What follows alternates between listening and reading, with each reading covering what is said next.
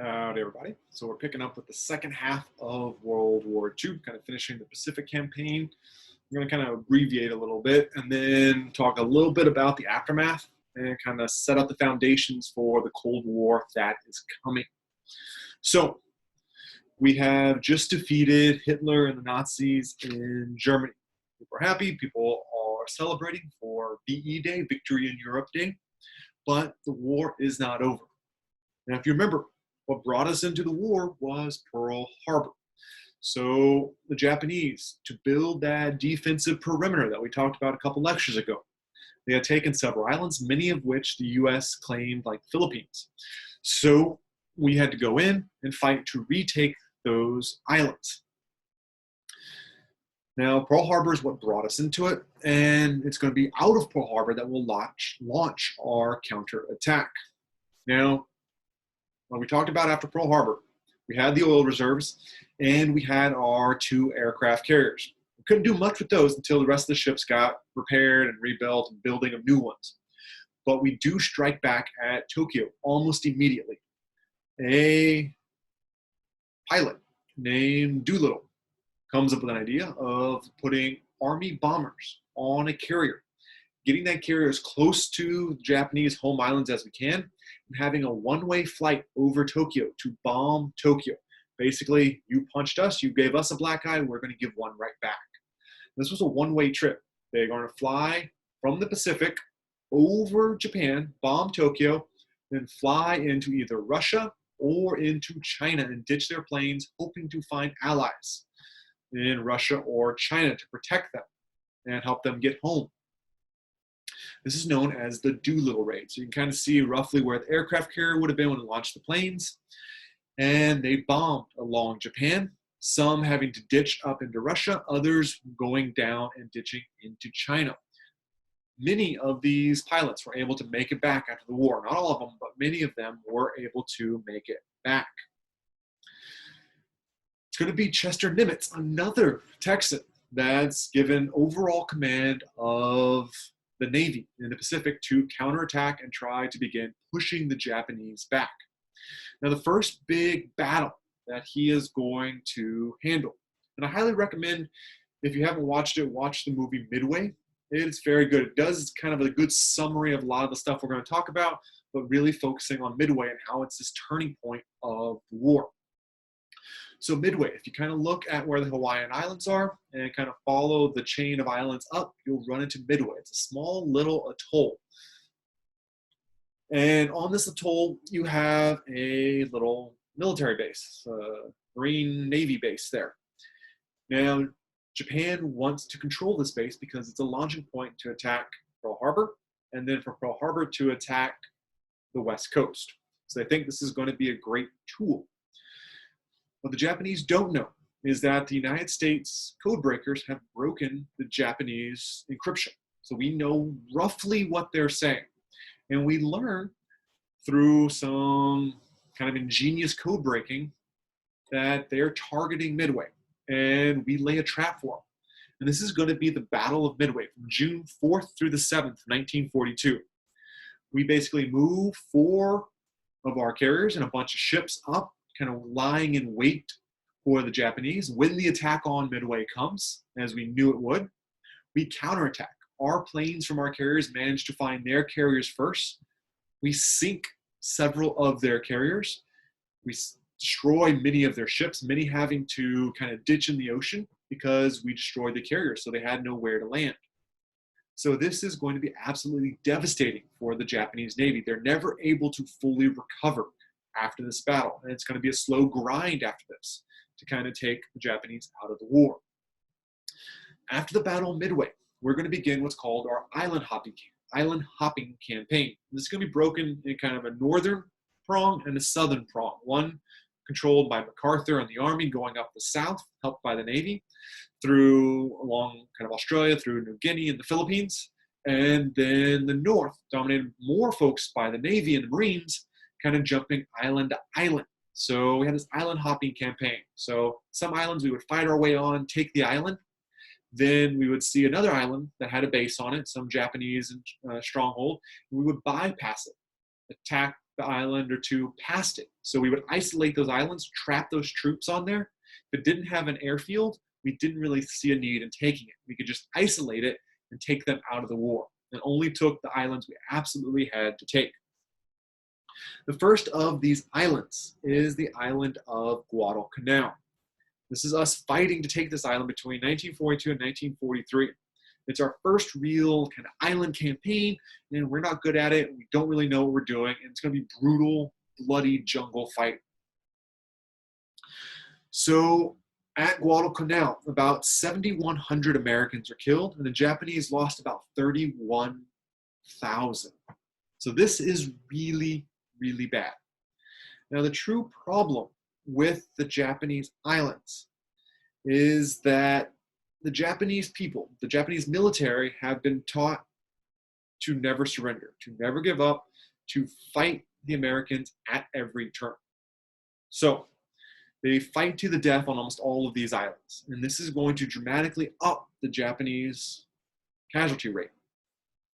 And virtually all of their casualties are going to be killed in action. There's hardly any surrendering, hardly any wounded taken. So this is going to get bloody. And many of these islands that have Japanese citizens, as we'll get to with like Okinawa later, the Japanese people are so indoctrinated to fear Americans, fear that American soldiers will rape and kill and torture, that people will kill themselves. They'll throw themselves and their children off cliffs to avoid being captured by Americans. So this is kind of the fear reaching into this. Now, it's during these campaigns that we get Smokey the Terrier, also known as Smokey Doodle Dandy, a little Yorkshire Terrier that is found on one of the campaigns, becomes the mascot for one of the Army units. And she's going to be taught tricks, and she's going to be a huge morale booster for many of the U.S. troops. Now, as we're fighting up through the islands in Southeast Asia, you have that China-Burma-India theater kind of pushing from the other direction, distracting Japanese forces, causing issues with China, the British, Indians, and the US all fighting kind of on two fronts, pressuring China. We have one particular pilot, Owen J. Baggett, that's fighting in the Burma Theater. He's making a bombing run on a Japanese area. Fighter pilots come up, shoot his plane down. He and several other pilots have to ditch the plane. Now, as he's parachuting out of the plane, he decides playing dead's his best option, so fighter pilots, Japanese Zeros, don't come and shoot him. So he's playing dead, slowly floating towards the ground, and a Japanese Zero, one of their fighter planes, pulls up next to him, basically slows down his engine, trying to see if he's dead or not. Now Baggett decides, okay, the guy has his canopy open on his plane. He decides to risk it. He pulls his .45 pistol, shoots the pilot, and the plane goes down. He is the only recorded soldier in World War II to have shot down a fighter plane with a pistol. Better yet, he's from Texas. So, nonetheless, that's just a little fun, interesting fact. The island campaign continues going. So we've kind of pushed our way up. There's a lot of little battles in here we're kind of skipping over. But the next major island that we take is Iwo Jima. Now, this is a month of fighting, February to March of 1945. 20,000 casualties, including 6,000 dead for the U.S. Almost all of the 21,000 Japanese defenders died. This is a brutal landing video. You kind of see that mountain in the distance, a big kind of hilltop. That is honeycombed, hollowed out with gun emplacements and a hive of Japanese soldiers that are going to fight to the end. So I'll post links to movies for Letters from Iwo Jima and Flags of Our Fathers, kind of showing one movie from the side of the Japanese, one movie from the side of the Americans, all fighting over this island of Iwo Jima. Now you have the iconic image of the U.S. troops raising the flag over Iwo Jima. This is what the statue, the monument is made representing today if you go to see that monument. Now the last big push is Okinawa. Now Okinawans don't consider themselves Japanese, but many Japanese consider it kind of a fringe of the Japanese home islands. But nonetheless, they are devoted to the war, and Okinawa is going to fight tooth and nail to hold on to their territory, to defend against an American invasion. And this is going to lead to a bloody, bloody battle. So the reason we have to take Okinawa is because it is an island close enough to the Japanese home islands that we can begin bombing the home islands regularly. It has a big enough airfield, we can move a lot of planes there, and we can bomb it on a regular basis with our big B-29 bombers. Now, there's about 110,000 Japanese defenders on Okinawa, so soldiers. Virtually every single one of those will have to be killed before the U.S. can claim control of Okinawa. 50,000 Americans are going to be casualties. About 7,600 of that will be killed. It's one of the bloodiest battles in the Pacific. But we do manage to capture it. Slowly, we crawl across the island. And it's basically like section by section, inch by inch, we're having to fight the Japanese to take it. And they fight tooth and nail for this. But we take the island and we move our big B-29 bombers and we begin bombing Japanese cities. And Japan is reeling from these losses. You have Japanese cities being firebombed. Tokyo itself is being firebombed. Keep in mind, Tokyo is a primarily wooden city at this point in time. So we firebomb the city, killing over 100,000 people and destroying much of the city. I'll post an image up on Blackboard talking about kind of how many cities were firebombed. About 66 of the Japanese cities across the home islands were firebombed with massive, massive damage. Now, as it looks like the war in Japan is coming to a hopeful end, you have a meeting called the Yalta Accords in February of 1945. So the three big leaders, Churchill, FDR, and Stalin, meet to talk about what the after period of World War II is going to look like. Now, the only thing they can really agree on is the creation of a new governing council, the United Nations. So we all like that idea. We're all going to do it. Stalin, however, has his own demands. He's taken much of Eastern Europe, and he doesn't want to give it back. He says, I'll give them kind of autonomy within their country, but they're going to be Soviet countries. And they're going to serve as a buffer to the Soviet Union. He did not want any possibility of another Germany happening, where Germany invaded and caught them off guard. He wants several buffer nations to kind of absorb that attack if it ever happens again. So he's trying to keep his control. He also wanted Germany to pay a massive $20 billion debt, with Russia getting half it for what they suffered. Now, England and France and the United States are not thrilled about this, because the last time we had a huge economic burden on Germany, Germany turned to Hitler and the Nazis. So we're trying to find a better solution to punish the Germans or to deal with the afterpart. The other thing that Stalin wants is he wants Germany split up, giving partial control to Russia and the rest to the other allies. And Berlin would be split up similarly. In the height of all this, FDR has to run for re-election. And you see, he wins with a pretty resounding margin. Now, what's crazy is this is his fourth term as president.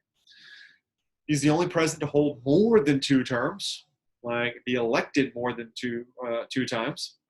And it's going to be after his 4th term that Congress finally passes a law saying only 2 terms. No longer it's a tradition of George Washington, but it is going to be law.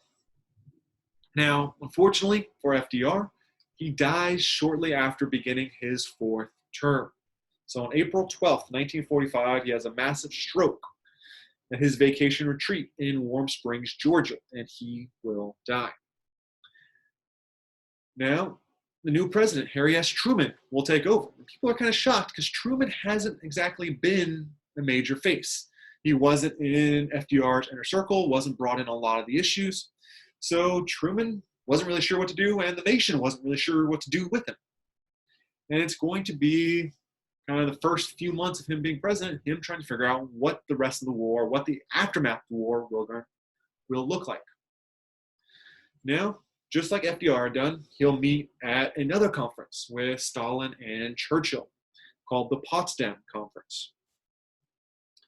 And you see at this conference things starting to fall apart even more. They talk about dividing up Eastern Europe and the rest of Europe and all this kind of stuff, what the future of Germany is going to look like.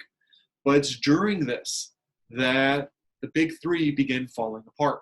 FDR has died. During this very meeting, Winston Churchill is recalled in an election in England where he was removed from being prime minister. The Grand Alliance that won World War II is falling apart, and we hadn't even fully won yet.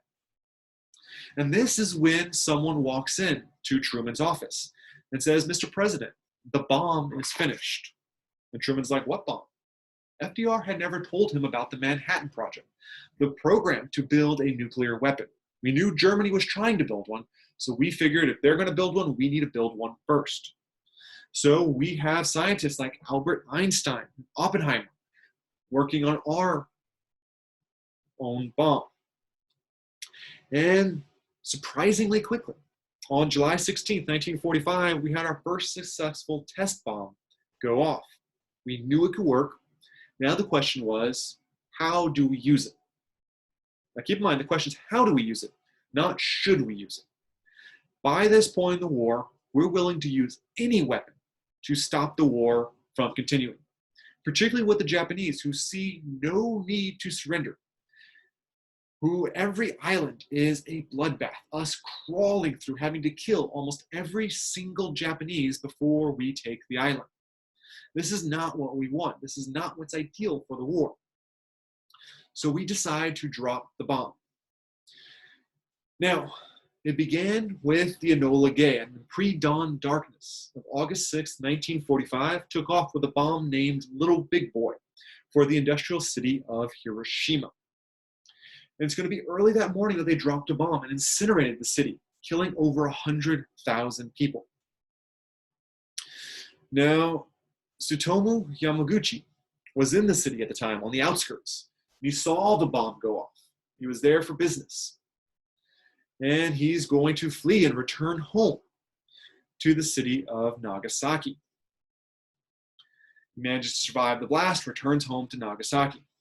3 days later, a second bomb named, another ship named Boxcar, another plane named Boxcar is going to drop a second bomb on the city of Nagasaki, where Yamaguchi survives yet again. He manages to survive until 2010, where he dies of old age and at the age of 93.